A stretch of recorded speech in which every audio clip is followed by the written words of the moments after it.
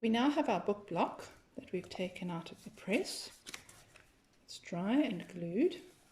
And what I'm going to do now is round the spine. You could leave it straight, but then you would need a totally different cover.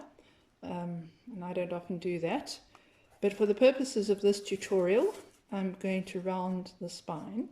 And to do that, for this type of thing, I'm simply going to use an ordinary hammer, and I'm going to pull it up a bit, like that, hold it with my hand, and hammer it along the edge.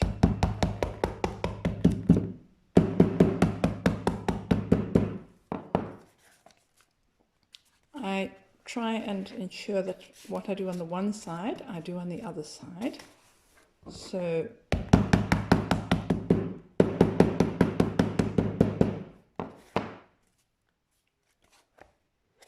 little bit more. Again, this is the sort of thing that you'll get a feel for and decide yourself on how round you want it to be.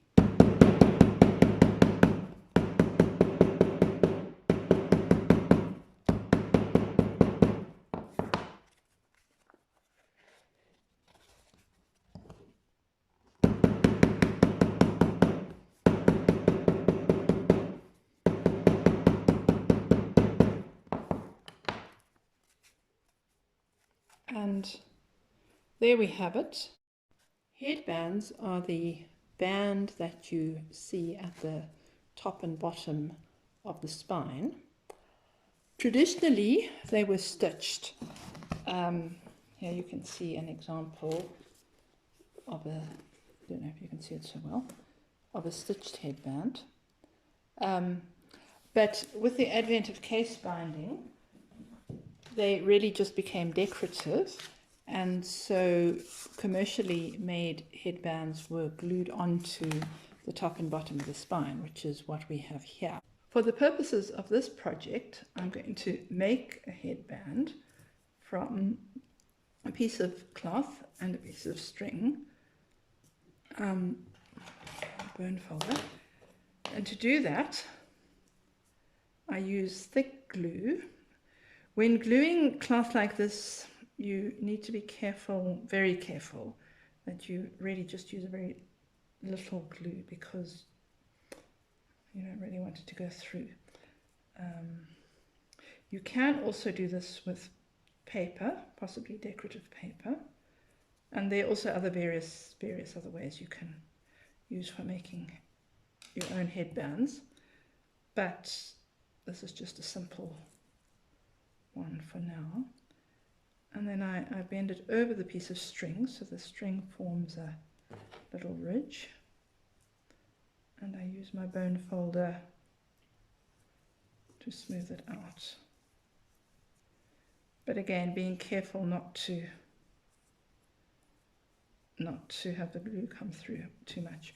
Although it doesn't really matter here, because this won't be visible later on. This will all be glued onto the spine.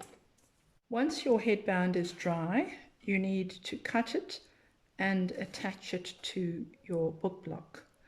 This is how I do it most of the time. If I was doing a number of books with commercially made headbands, I would do it slightly differently, but this is how I would do a project like this. To start with, I measure the precise width of the spine. I do that by wrapping a little sheet of paper around and measuring that there. This will be helpful for later as well. Just check that it's the same at the top and the bottom. It's possible it might be slightly less in some places. Then I find that it's best to use a very sharp,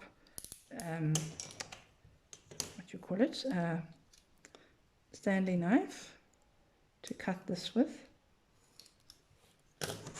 So I cut the edge, and I then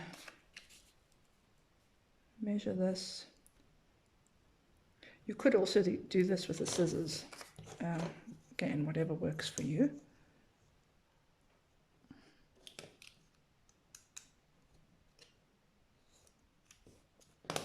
just being careful to keep the shape. So there I have my one.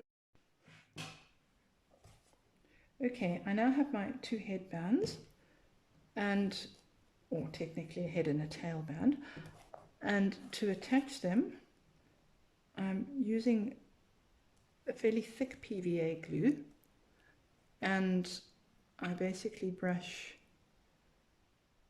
a little glue on the edge, being careful to brush outwards. Don't do that. I do it on both of them.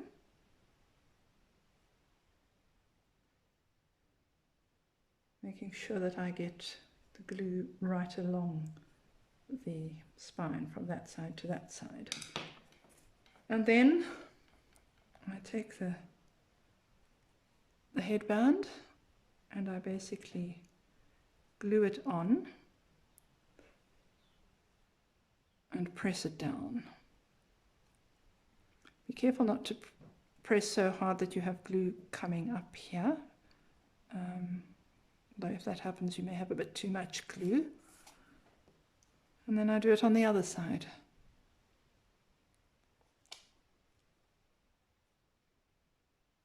Yeah.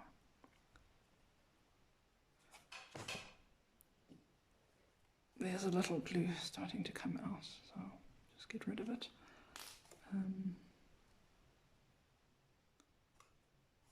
But that's basically it. And I then leave my book block, leave the headbands to dry, and the book block will then be ready. If you want to have a ribbon marker, I didn't think to do that with this one, but if you wanted to do that, you could simply put the ribbon underneath, glue the ribbon underneath the headband before you put the headband on. But that's another option.